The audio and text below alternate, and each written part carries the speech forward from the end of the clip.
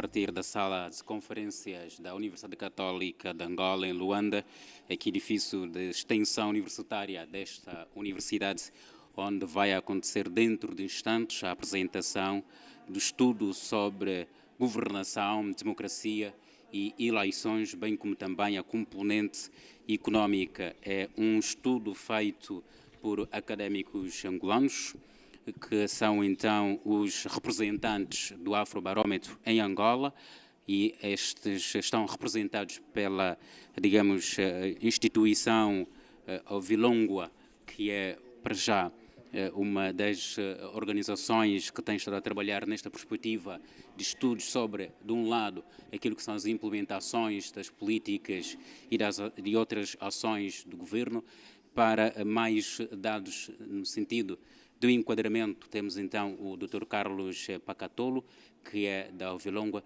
Doutor, dentro de instantes vamos conhecer aquilo que são os resultados, mas pergunto, como é que foi feito o trabalho em termos de mapeamento, por onde é que passaram?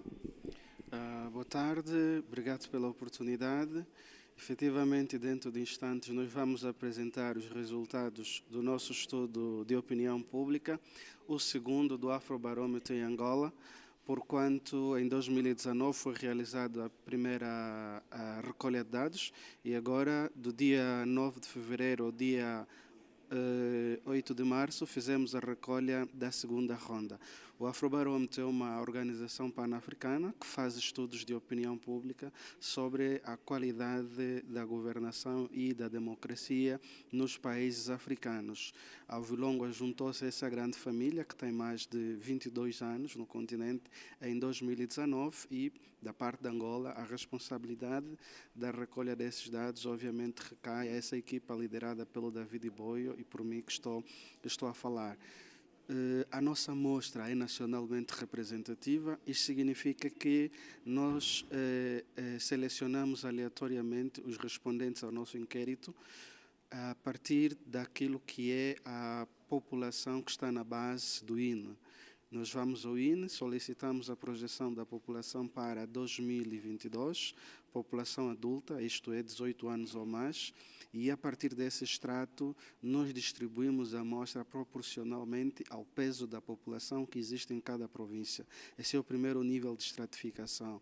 O segundo nível de estratificação tem a ver com o peso da população urbana e rural, também dentro de cada província. Portanto, temos a amostra nacional, depois cada província é representada nessa amostra de acordo com o seu peso de população urbana ou população rural, para então, ao nível desses estratos urbanos e rurais, nós fazermos a extração. Desta vez fizemos de 150 secções censitárias, o que corresponde a cada secção censitária a 8 inquéritos, o que totaliza 1.200 inquéritos. Em 2019 a nossa amostra foi de 2.400, então tivemos 300 secções censitárias, sendo 65% urbanas e 35% dessas secções rurais.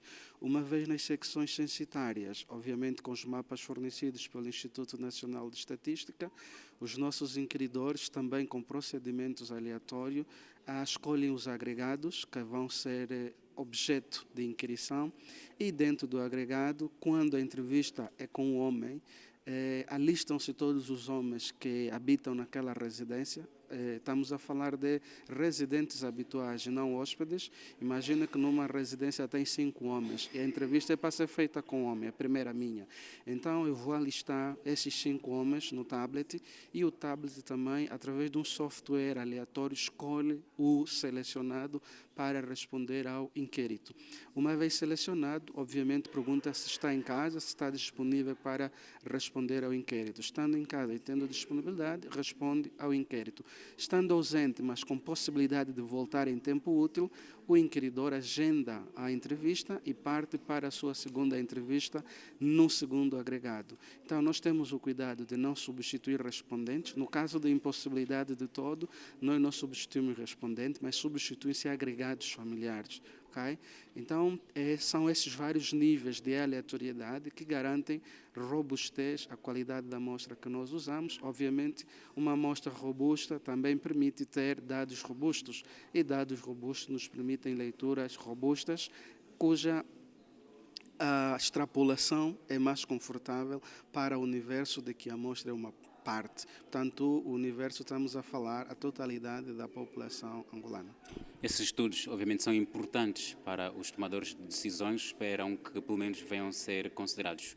Com certeza, não é? Esses inquéritos de opinião pública e o lema do Afrobarômetro é dar voz às pessoas e ninguém pode ser deixado de fora aqui ao emitir a sua opinião, é justamente para que aqueles que são os destinatários das várias decisões políticas, aqueles que são os destinatários dos vários projetos políticos, aqueles que são os destinatários de várias políticas públicas tenham a oportunidade de se pronunciar, tenham a oportunidade de dizer da sua justiça sobre aquilo que recebem como beneficiário.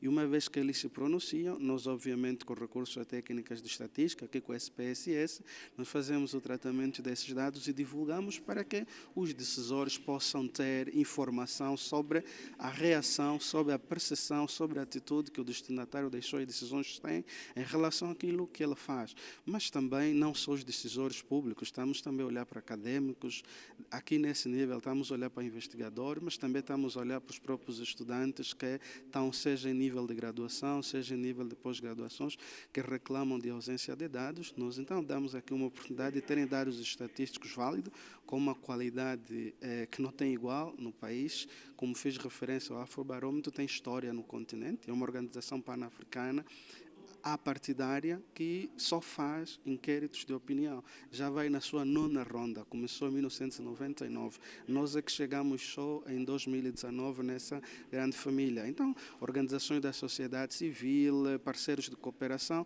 há muitas entidades que valorizam os dados e a qualidade dos dados produzidos pelo Afrobarômetro, daí que muitas delas são patrocinadoras da produção desses dados ao nível, nesse momento o Afrobarômetro, a Ronda Nona, está a decorrer em 39 países africanos, é 2021, 2022.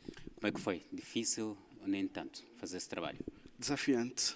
Desafiante, e nós vamos passar daqui a mais uns instantes um vídeo institucional para ouvir o testemunho dos nossos inquiridores, a quem efetivamente a homenagem merecida é para eles. Nós chegamos aqui graças à bravura, ao desprendimento, à coragem desses inquiridores que calcorrearam o país, as secções censitárias selecionadas, a alguns lugares de acessos altamente complicados, não há estradas, não há pontes, os carros emperram, depois têm que deixar os carros, têm que ir de moto, ou os caleluia, como se diz, os caleluias viram, alguns se ferem, depois temos que cuidar disso. Há lugares onde não temos estas dificuldades de acesso, mas o nível de criminalidade é altamente acentuado e os marginais assaltam. Alguns inquiridores foram assaltados, ficaram sem os tablets, outros foram feridos. Então, há várias peripécias ao longo da jornada. Repara que nós tivemos no terreno uma equipa de 75 inquiridores, dos quais 60 inquiridores, 15 são os supervisores de equipa. As nossas equipas são compostas de 5 elementos. Depois tivemos os gestores de campo, 2, porque o país foi dividido em zona norte e zona sul. O país é grande. E todos esses trazem cada um histórias diferentes, mas de importância igual por aquilo que passaram. Mas no final o resultado compensa o esforço, porque temos convicção que o país também se faz com produção de dados estatísticos de qualidade. É verdade que o Instituto Nacional de Estatística produz informação, mas é também importante que outros atores da sociedade o façam para haver aqui a possibilidade de se compararem os dados, de se apurar metodologia de recolha de dados, de se apurar também o treinamento que se faz dos inquiridores e, no final, termos dados cada vez mais fiáveis, com qualidade, que possam ser comparados dentro de Angola, mas também comparados com outros países. Os casos dados do Afrobarômetro, nós agora vamos apresentar os dados de 2019 e 2022, sempre que possível vamos fazer comparação, mas também podem ser comparados com os outros países para percebermos como é que as mesmas questões, as mesmas preocupações são respondidas por outros africanos pelos 39 países onde o Afrobarômetro se faz presente.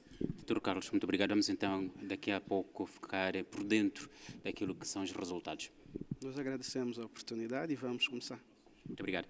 E aqui deixa fazer referência de que estão presentes nesta sala de conferência da Universidade Católica de Angola várias figuras de diferentes estratos académicos, desde os investigadores, também ativistas sociais. Estão aqui desde docentes, ainda conseguimos também ver a imprensa no seu geral aqui a fazer a cobertura deste evento e também ainda no que diz respeito à composição do painel, que são 2 painéis desenhados, onde vamos ter a presença do ilustre Paulo Inglês, que é formado em Sociologia, Ciência Política e Filosofia e é doutorado em Estudos Africanos. Vamos ter também a presença, uma comunicação neste primeiro painel do muito digno professor Benja Satula, que é licenciado em Direito pela Universidade Católica de Angola, pós-graduado em Direito Penal da Empresa e em Direito dos Valores Mobiliários, pela Universidade Católica Portuguesa e pela Universidade de Lisboa. Então, várias são as individualidades que estarão aqui presentes para testemunhar este evento, digamos, que vai dentro de instantes começar, e vamos poder acompanhar então aquilo que é justamente esta comunicação que começa já a seguir para conhecermos os resultados. Acompanhe.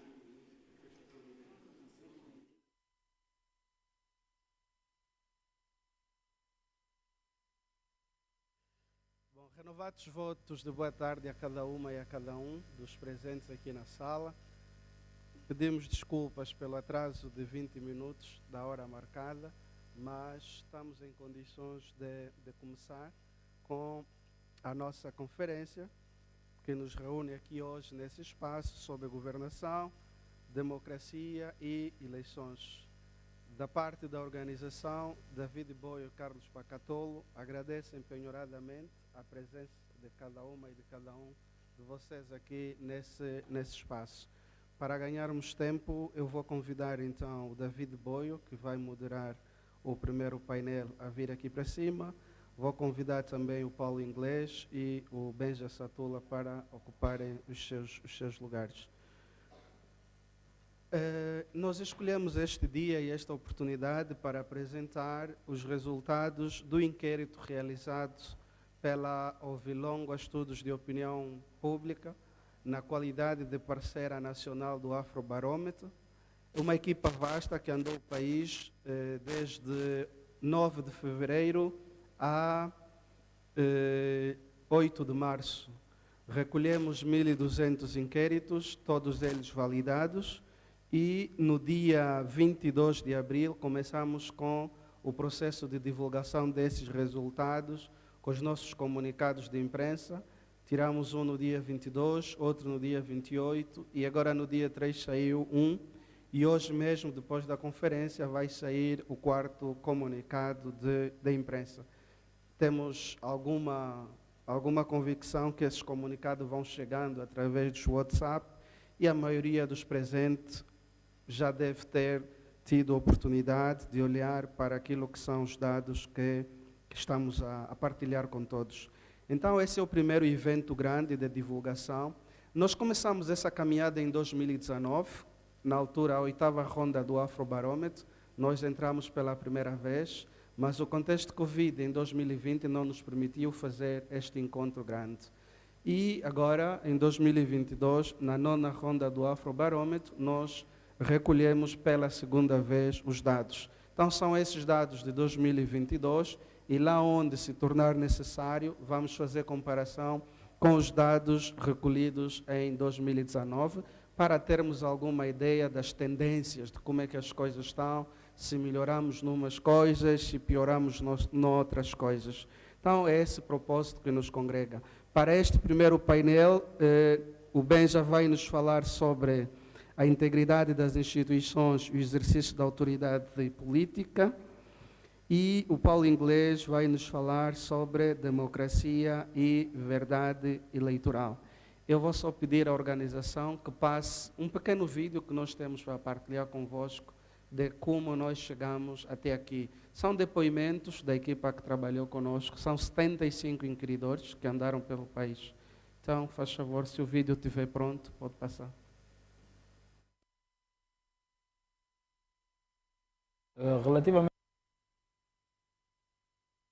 Relativamente à experiência eu acredito que é mesmo nova e não tem como não ser nova, porque cada inquérito é um inquérito. E nós passamos pela primeira vez em 2019 nas residências e volta e meia vamos passando nos mesmos bairros, mas agora estamos a notar que a sensibilidade das pessoas mudou um pouco. I think the one thing that I've learned is about the importance of public opinion research, not only in Angola but across the continent. Last time that we were here, it was the first time that we'd done a survey in Angola. And there's a lot that has, firstly, the survey capacity within the country, within this organization that we work with, has increased tremendously since that time. And also the public uptake.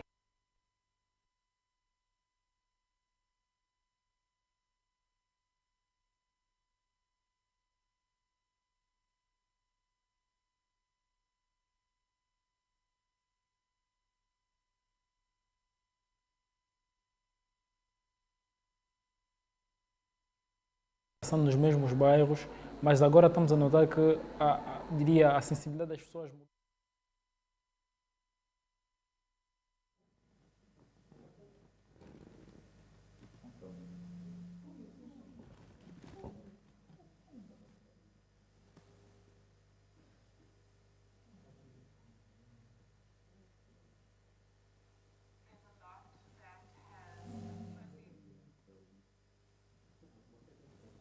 That we work with has increased since that time.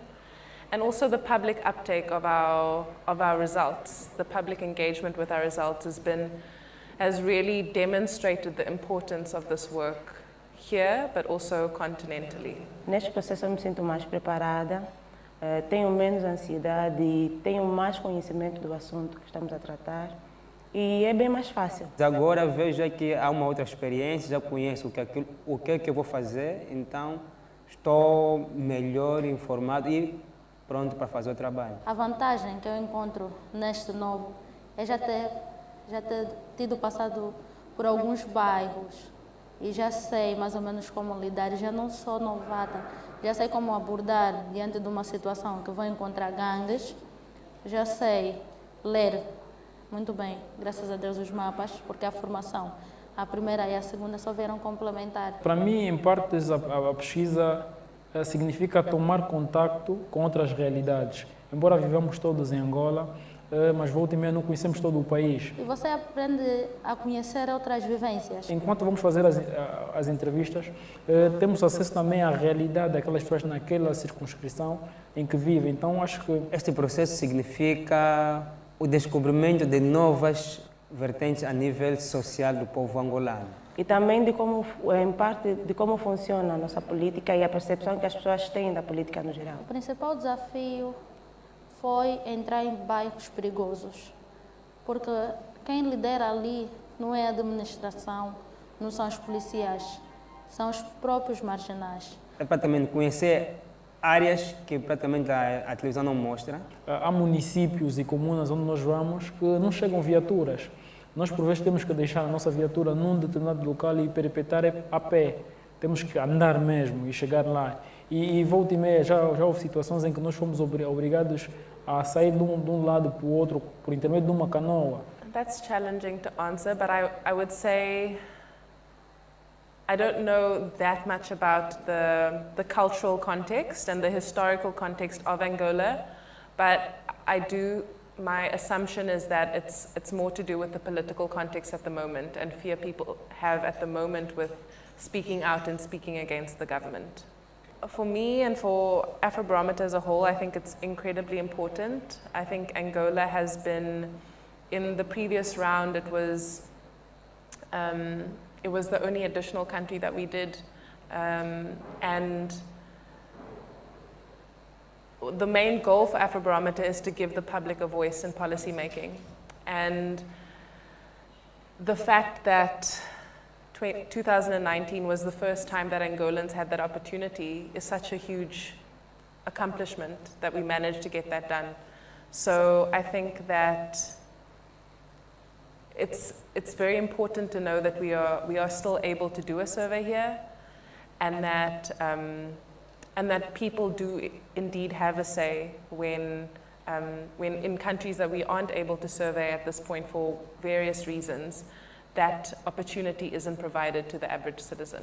Sempre que nós vamos às casas bater as portas, parece que nós fomos mandados por para um ente desconhecido a eles. Então eles Pensam, né, que sofrerão represálias pelas respostas que darão. Então muitas se sentem intimidadas e às vezes se negam a participar do inquérito. Mas, em contrapartida, já visitamos alguns domicílios em que as pessoas estavam muito, mas muito interessadas em falar conosco. O que eu mais gostei nesse trabalho é que me ajudou a crescer, principalmente em todos os sentidos. Passei a ver a vida de outra forma, vi realidades diferentes e ajudaram-me a melhorar também as minhas qualidades como pessoa. Quando falo de aprendizado, apesar de conhecer a realidade, tive a oportunidade de viajar por muitos bairros e não só aprendi a ler um mapa, a usar mais o GPS como ferramenta. E isso tem sido de grande ajuda no meu dia a dia. Quando estou assim perdida num sítio, já consigo usar o GPS, porque eu sabia da ferramenta, mas não usava, nem tinha aquele domínio. Então com esse trabalho eu consegui aprender. Estou num sítio, sei como chegar até um sítio com GPS ou com um mapa. Já consigo olhar para um mapa e ter uma visão, um rescaldo do que aquilo que representa naquele momento e como é que eu posso me dirigir norte e sul. Então foi muito importante, por isso é que eu estou aqui novamente para repetir esse processo. Vou ganhando mais experiência e aprendizado e, como disse anteriormente, acho que o ter esse contacto com as pessoas, embora sejam angolanas, mas que vivem como é que eu diria, em situações até menos precárias, né? E umas até muito precárias também. Então vou tendo uma ideia, ou seja, vou mudando um pouquinho a forma como eu vejo o mundo. Tem uma outra visão do país, tem uma outra visão da população que nós temos e daquilo que ainda falta por fazer. O processo de formação dessa vez está muito mais claro, talvez por também já ter o conhecimento passado. Está muito mais claro, está mais resumido. Tem passado pontos muito importantes, ajudam-nos a perceber como devemos lidar com as pessoas de diferentes estratos sociais, o que é essencial, porque essa formação ajuda-nos a não julgar as pessoas pela aparência. Nesta formação adquirimos mais novas valências. Tem sido muito bem conduzida, temos tido muito tempo para aprender e também muito tempo para desaprender algumas práticas da ronda passada. I think the one thing that I've learned is of the importance of doing this research in this country. I think since we did it the last time, there's been so much interest in public opinion research because it hadn't been done before. So I think it's been really interesting to see how much interest there's been throughout the country from the media, from everybody that attends dissemination events.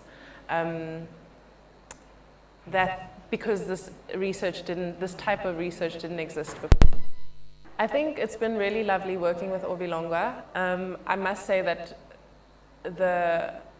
as with all new teams that join Afrobarometer, there's such a huge learning curve because Afrobarometer's systems and processes are very specific. So I must say that it's been really amazing to see how Ovilongwa has grown over this time from the previous round to this round, and the team has learned so much from them and really taken to heart those lessons that were learned from the previous round and implemented it into this round. So for instance, just having concluded training now, like training went a lot smoother this round, things were on time, field workers are a lot more confident about doing the work, doing the interviews because they have that additional experience, but also the fieldwork managers, they have all the experience, so they are also able to communicate their learnings with all the interviewers. So I think overall it's been really wonderful working with the team, and I'm really impressed with how much the team has grown, both in terms of personnel but also just in terms of like experience of individuals. Yeah.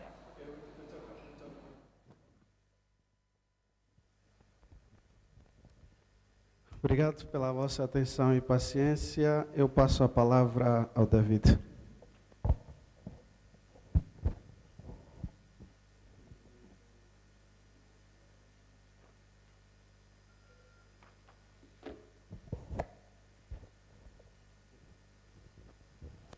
Bem, muito boa tarde a todos. Eu vou então moderar aqui a conversa entre o Benja Satola e o Paulo Inglês. O Benja vai partilhar conosco a sua reflexão sobre a integridade das instituições e a autoridade política, leis e práticas. Na prática, tentamos perceber com o Benja Satola como é que o nosso país de facto funciona em termos do que, é que são os arranjos formais, não é?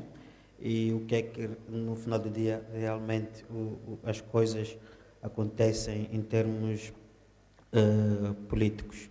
Depois vamos ouvir o Paulo Inglês. O Benja tem aí cerca de 20 minutos.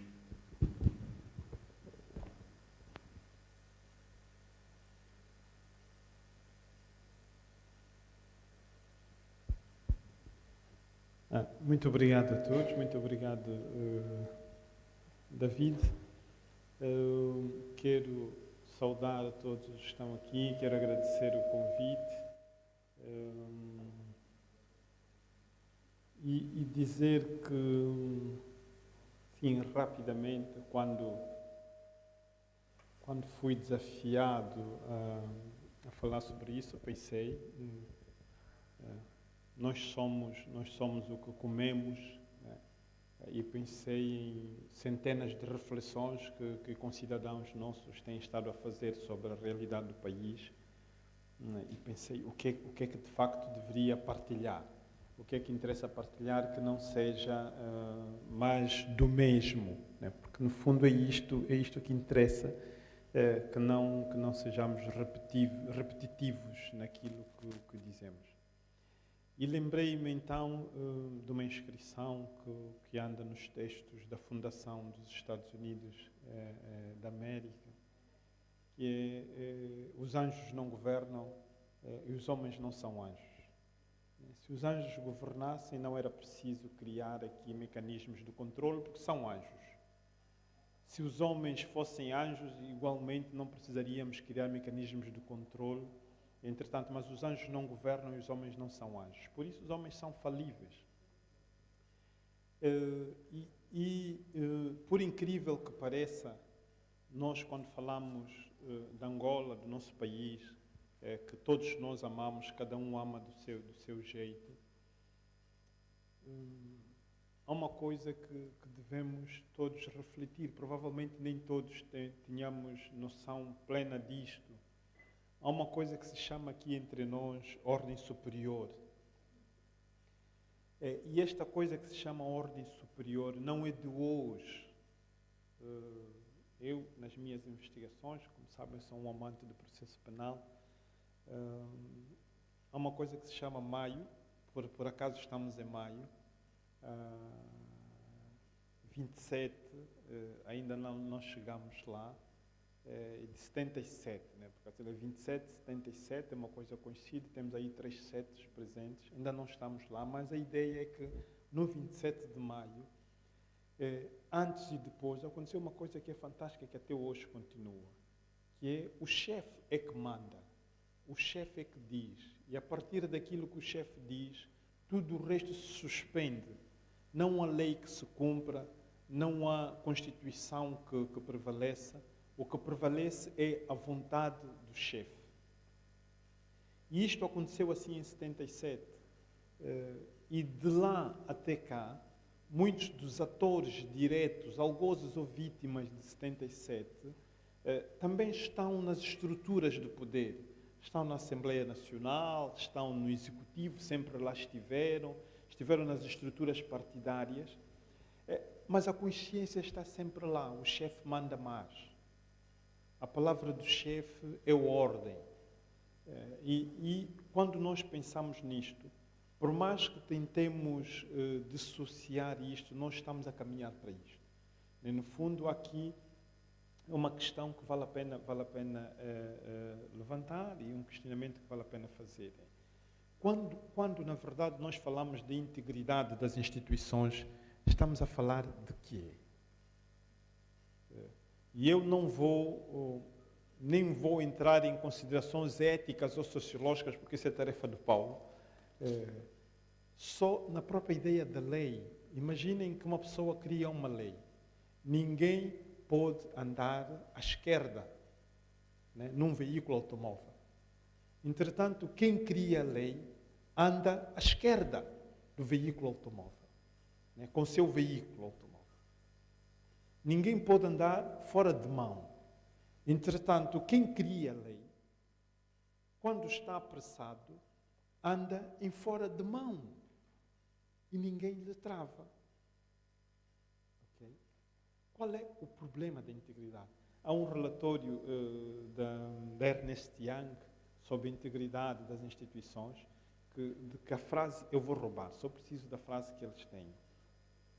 Eles dizem que fazer o que está certo é a coisa certa a fazer. E a integridade tem que ver com isto, fazer o que está certo. Porque nós temos um pacto. Nós aprovamos leis, aprovamos estatutos orgânicos, aprovamos uma Constituição, dizemos qual é a relação que existe entre as instituições e dizemos, bom, este é o pacto que nós aprovamos. É assim que a coisa tem de ser. Aprovamos a liberdade de imprensa, aprovamos a integridade, a autonomia das instituições, das agências, por exemplo, das autoridades administrativas independentes.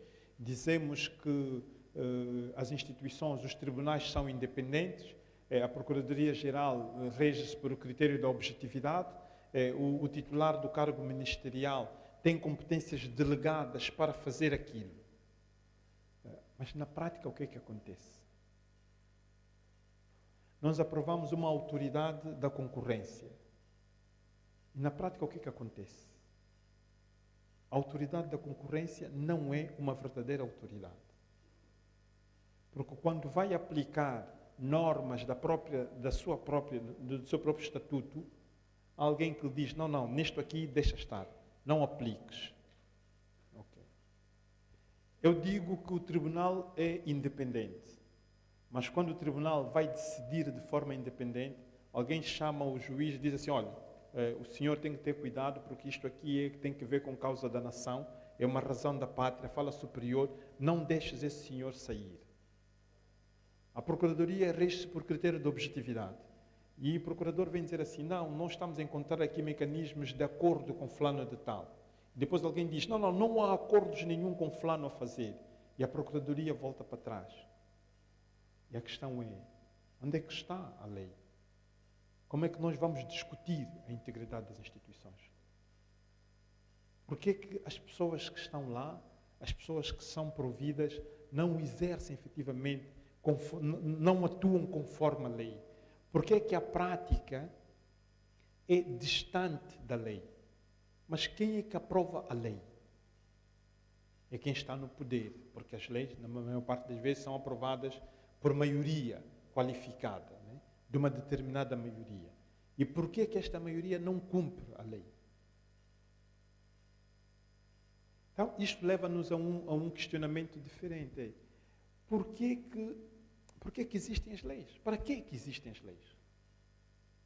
Se eu estou a aprovar uma lei, que eu sei que ela vai ser um impedimento à minha forma de atuar, e eu não vou cumprir esta lei, para que eu a aprovo?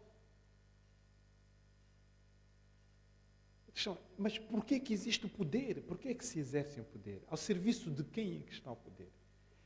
Quando determinada pessoa é eleita ou é nomeada, é para fazer o que é? É para obedecer o chefe ou para cumprir o que a lei diz? E o que é que acontece quando eu deixo de obedecer o chefe e cumpro o que a lei diz? Sou exonerado. Quando não é possível ser exonerado, sou chantageado para para colocar à disposição o cargo, para resignar. Então, para que é que aprovamos as leis? E ao serviço de quem é que está a autoridade?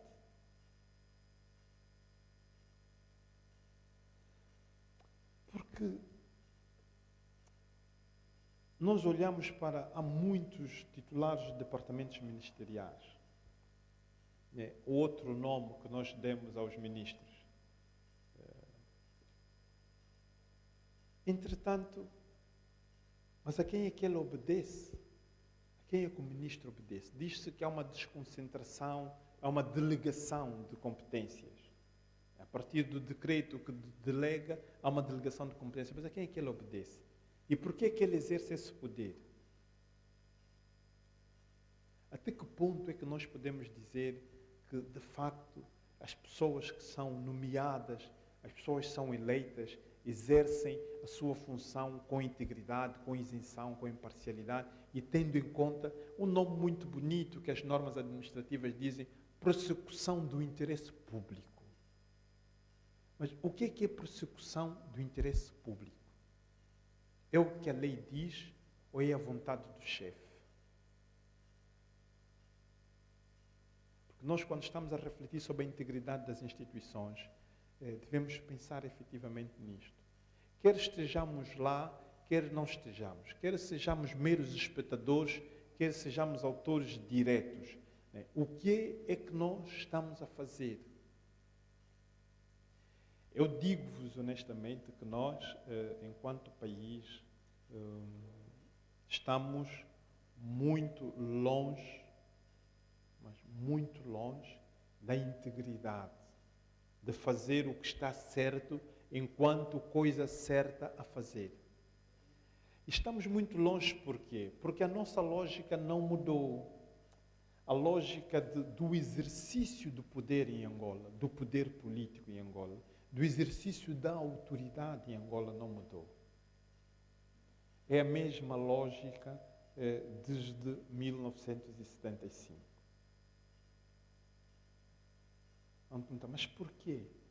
Porque nós reservamos sempre uma cota de influência para o chefe. A ideia de que na tradição, na cultura banto, o chefe é que manda, nós reservamos sempre uma cota de decisão para o chefe. O titular do Poder Executivo nomeia todos os representantes dos departamentos ministeriais. Nada contra. Mas também nomeia, ou pelo menos escolhe,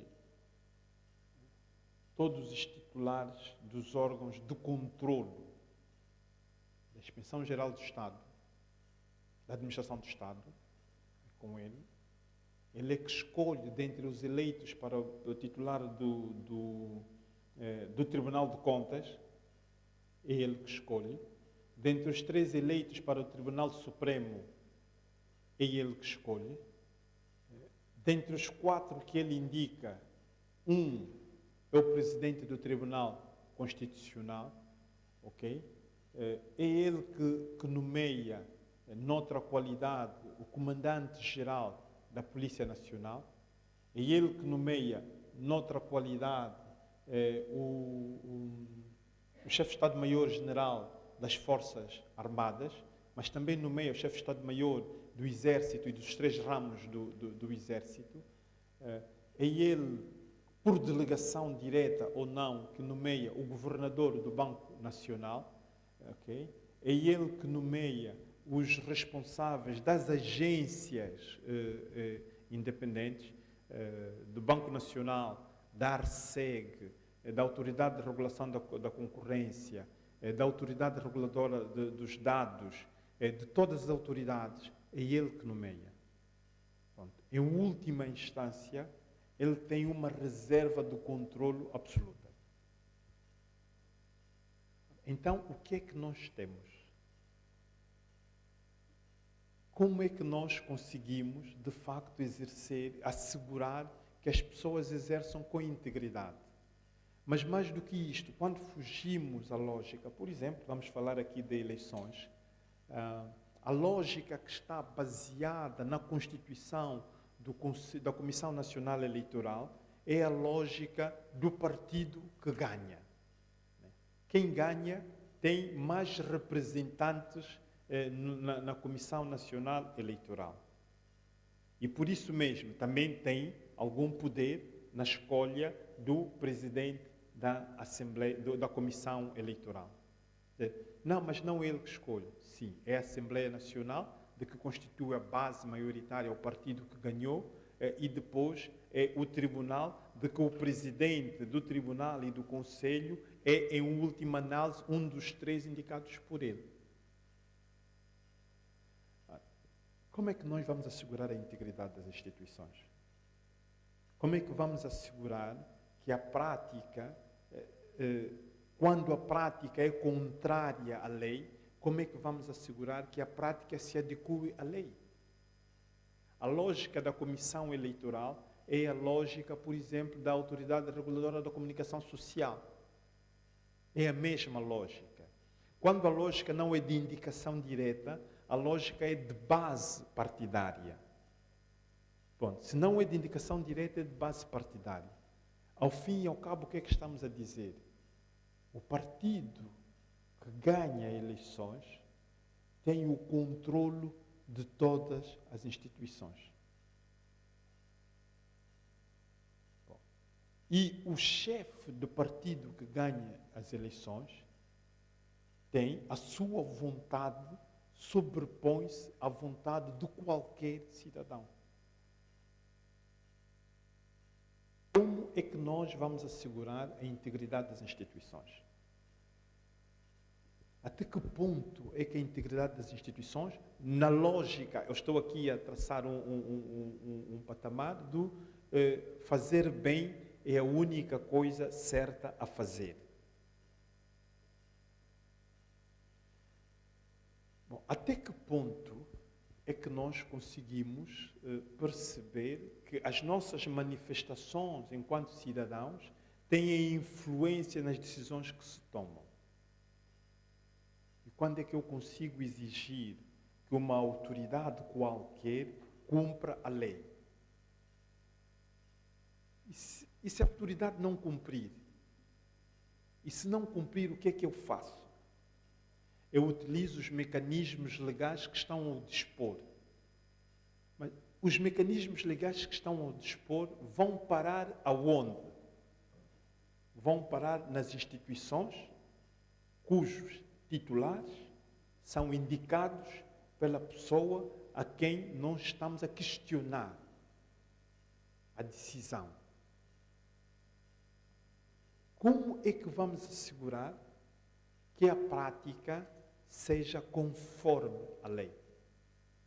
Qual é o mecanismo que nós utilizamos para que a prática seja conforme a lei? Não temos. Não temos. Se eu quiser denunciar a notícia do Novo Jornal de que no município qualquer no IS, as crianças estudavam debaixo de uma árvore e a autoridade comunal ou municipal construiu cabanas e os pais e as crianças recusaram-se a lá estar, vou denunciar aonde? Na comunicação social? O titular da comunicação social é nomeado pelo titular do Poder Executivo. Não quererá e não ousará desafiar quem o nomeou, porque é aqui uma coisa que se chama dívida moral. Se eu tenho uma dívida moral com a pessoa que me nomeou, e então eu não estou a exercer o poder na persecução do interesse público. Eu estou a exercer o poder para conformar a prática que quem me nomeou quer, mesmo que isto implique uma violação da lei. Eu até posso decidir ir a tribunal. Mas se eu for a tribunal, são ações de um departamento ministerial que começam no Tribunal Supremo. Bom, se eu chegar ao Tribunal Supremo, o que é que acontece? O presidente do Tribunal Supremo é eleito, é indicado dentre os 3 nomeados pelo Conselho Superior, mas o Presidente da República escolhe, dentre eles escolhe um. Também tem dívida moral. Isto é, se na sua consciência não considera quem o indicou chefe. E se considera quem indicou seu chefe, tem então uma dívida moral para com ele. Não quererá agir em contravenção, em contramão à vontade do chefe. Então a questão volta, eu volto a colocar a mesma questão. Para que é que servem as leis? A quem é que a lei protege? O interesse público. Honestamente, tenho muitas dúvidas de chegar à conclusão de que a lei protege o interesse público. E aqui surgem questões como o afrobarómetro. Bom, fazemos uma pesquisa de opinião. Contará alguma coisa? Mudará alguma coisa? Bom, contará se a Comissão Nacional Eleitoral for independente. É o que a lei diz. Que a Comissão Nacional Eleitoral é independente. Mas na prática ela é independente? E a nossa resposta é não. Não é. E não é não porque se lance qualquer suspeição sobre. Não, são os mecanismos de lá chegar. Os mecanismos para lá chegarmos estão todos entrelaçados. E se os mecanismos estão todos entrelaçados, é muito difícil chegar a uma conclusão diferente da que essa que eu estou a chegar. Claramente, reconheço que eu posso estar a chegar a uma conclusão errada. Posso estar a chegar a uma conclusão errada. Só que, então, olhamos para as práticas. E vou só apontar aqui algumas práticas comuns, não as escolhi a dedo ou criteriosamente, não. Só estou a olhar para as práticas. Temos o problema do concurso para organizar a logística eleitoral. Foram muitos concorrentes, pelo menos 2 que eu conheço, e um foi excluído por causas completamente fúteis. E voltamos a escolher o mesmo. Não fosse o facto de nós termos aqui um executivo a criticar arduamente e insistentemente uma prática do executivo passado. São da mesma família. Mas se está aqui a criticar. Ora, se eu estou a criticar que alguém fez muito mal as coisas, provavelmente eu me deveria demarcar até das pessoas que lhe serviram. Ora, por que razão é que eu digo, ok, eu estou a criticar essas práticas, mas esta empresa que lhe serviu no passado me serve também agora, por alguma razão. Okay. Nós olhamos para, cito aqui outro exemplo, a privatização das cadeias que nós tínhamos supostamente uma empresa, uma linha, uma empresa francesa, a Carrefour, que estava envolvida, estava interessada nisto. Portanto, foi excluída porque não apresentou um seguro. E quem é que foi preferido? Foi preferido um grupo qualquer de experiência que nós não conhecemos. A lei foi respeitada? Não. A vontade de alguém prevaleceu sobre a lei. Mas podemos olhar aqui no nosso BCI. Podemos olhar no nosso BCI.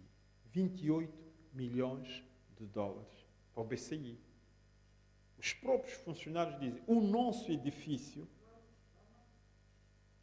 e os equipamentos que o edifício tem valem mais.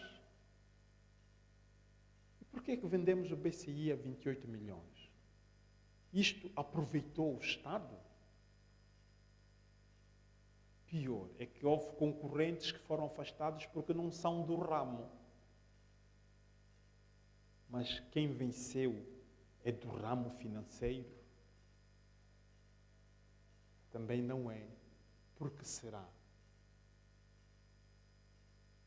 Não fosse o caso de apontarmos, foi ontem, antes de ontem, que celebramos o Dia da Liberdade de Imprensa, e que as 2 cadeias de televisão, que são todas elas nesse momento no monopólio do Estado, uma por recuperação e outra por natureza,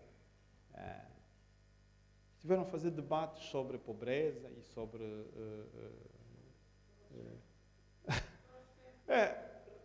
Pronto, então nós estamos a falar do dia da liberdade de imprensa. A própria comunicação entende que este dia não merece ser debatido, não merece ser discutido. Por alguma razão especial. Pior é quando o chefe diz: estou aqui a felicitar a comunicação pelo Dia da Liberdade que estão a celebrar. Aqui, coisas... Não estou aqui para apresentar soluções, né? No fundo, estou aqui só a colocar questionamentos para cada um de nós refletir nisto. Há dias estive a falar com alguém. Por exemplo, nós temos agências. Temos a Agência Reguladora da Concorrência, temos a Agência de Proteção de Dados, temos a Agência Reguladora da Comunicação Social. Era suposto que estas agências, como diz os seus estatutos orgânicos, serem entidades independentes. Temos a Agência do Setor Mineiro, temos a Agência Nacional de Petróleos. O que é que acontece? Estas agências dependem dos ministérios. Mas são agências e são independentes. Então, por que razão é que a Agência Reguladora do Setor, Reguladora da Concorrência, não pode dizer: esta aquisição não pode ser feita porque constitui um monopólio? E eu é que estou a dizer, interpretando a lei. E alguém lhe diz: não, o chefe quer que seja assim.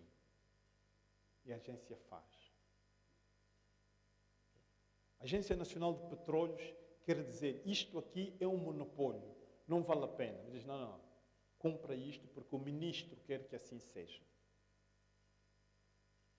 A Agência de Proteção de Dados diz: não, essa operadora não pode entrar porque não tem critérios de proteção de dados. Não, ela tem de entrar porque ela é necessária agora. Então, o que é que nós estamos a fazer? Isto é o que está certo? O que está certo é o que está na lei? Ou o que está certo é aquilo que o chefe, ou que os chefes entendam que deve ser?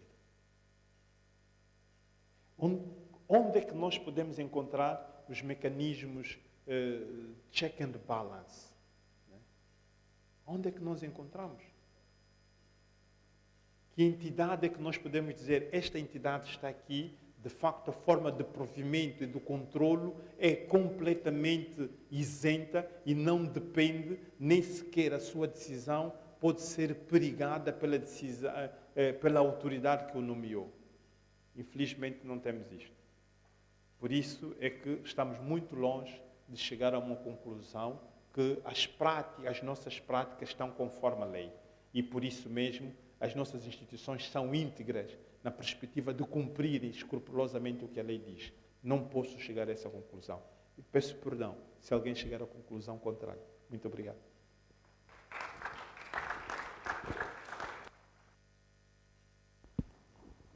Benja, muito obrigado pela tua reflexão. Vamos então ver o Paulo Inglês.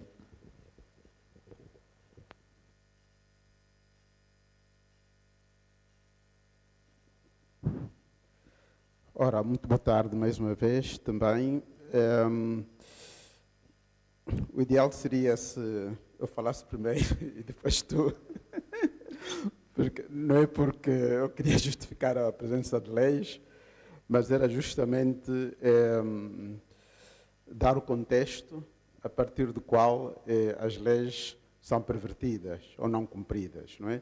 Mas seja como for, eu vou apanhar, sobretudo pela tua a frase final, para que servem as leis, se elas não são cumpridas, ou se a presença de um chefe ou de um poder sobrepõe, digamos assim, a função que a lei tem de regular as relações sociais. Ora bem, mas o meu tema era sobre a democracia e verdade eleitoral. Há uma espécie de tautologia, porque se há democracia, a gente não questiona a verdade eleitoral.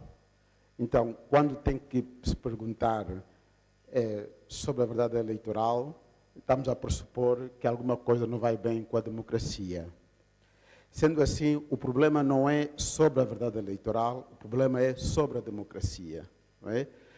Quer dizer, podemos partir da verdade eleitoral como uma espécie de expressão da falha da democracia, mas não como ou democracia ou verdade eleitoral. Se não há democracia, então a verdade eleitoral fica questionada. Ora bem, então o que eu vou falar é sobre democracia em traços gerais, não é? Porque quando não há democracia não há muito a falar, não é?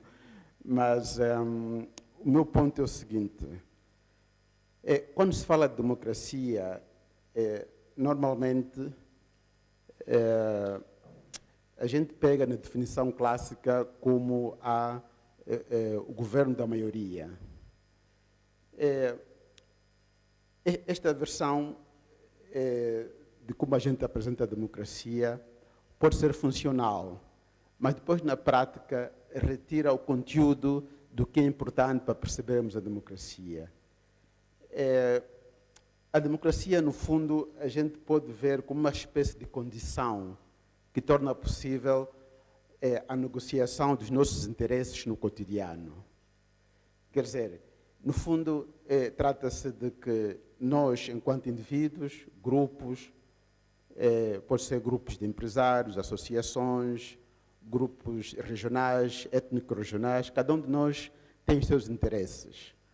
Quando se fala de interesse, não significa apenas, como muitas vezes se diz, interesses econômicos. Às vezes é uma espécie de divisão do mundo, ou o modo como a gente põe em prática uma espécie de ideal de sociedade. Chamemos a isso interesses. E esses interesses colidem. Por exemplo, o meu interesse pode colidir com o do David ou do Benja Satula. Então, se eu for um autoritário, eu posso impor o meu interesse, simplesmente. Mas a outra maneira é que a gente arranja uma espécie de mecanismo ou artifício através do qual os nossos interesses possam conviver de uma maneira equilibrada. É a democracia que permite isto. Portanto, a democracia é uma espécie de esteio, uma garantia, a partir do qual o nosso cotidiano é negociado de uma maneira justa. Okay? Assim sendo, quando se fala de democracia, neste sentido, nós falamos que é uma espécie de processo, porque não é uma coisa terminada. Não é? A democracia americana existe quase há 200 e tal anos, quase 300, mas tem um processo. Quando começou a democracia havia a escravatura, depois a escravatura acabou, os afro-americanos não tinham direitos, etc. Depois as mulheres não tinham direitos. Na Suíça, por exemplo, as mulheres só foram permitidas votar em 1973, antes não votavam. Isto significava que era um país democrático, mas os direitos nem todos estavam representados naquele sistema de negociação. A parte boa é que a democracia permite este crescimento, por isso é que é um processo. O segundo ponto é ver a democracia como uma espécie de resultado de configuração desse tipo de negociações. Há um sociólogo francês, que nasceu de facto na Argélia, Pierre Bourdieu. Ele dizia que é uma espécie de hábitos, que é uma disposição que nos dá uma espécie de lanterna de como nós vemos o mundo, estamos no mundo. Então, no fundo, a democracia cria essa espécie de hábito, essa espécie de disposição, através do qual nós organizamos também o nosso cotidiano. Ora bem,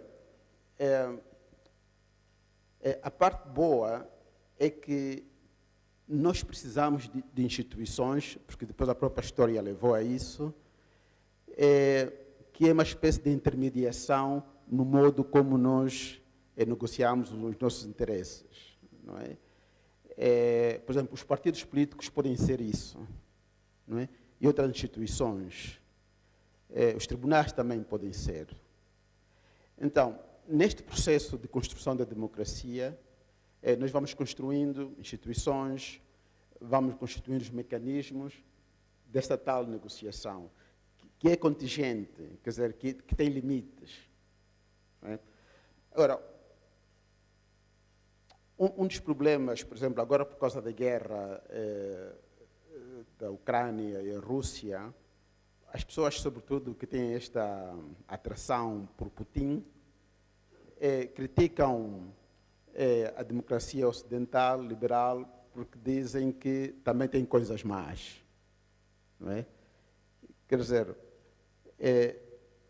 a gente, por exemplo, a falta de liberdade de imprensa, se isso acontecer num país democrático, nós vemos isto como uma coisa má. Mas num país autoritário, vemos isso como normal. Então, a potencialidade de se acabar com a falta de liberdade de expressão ou de imprensa, só por lógica, está melhor garantida num sistema democrático do que no outro.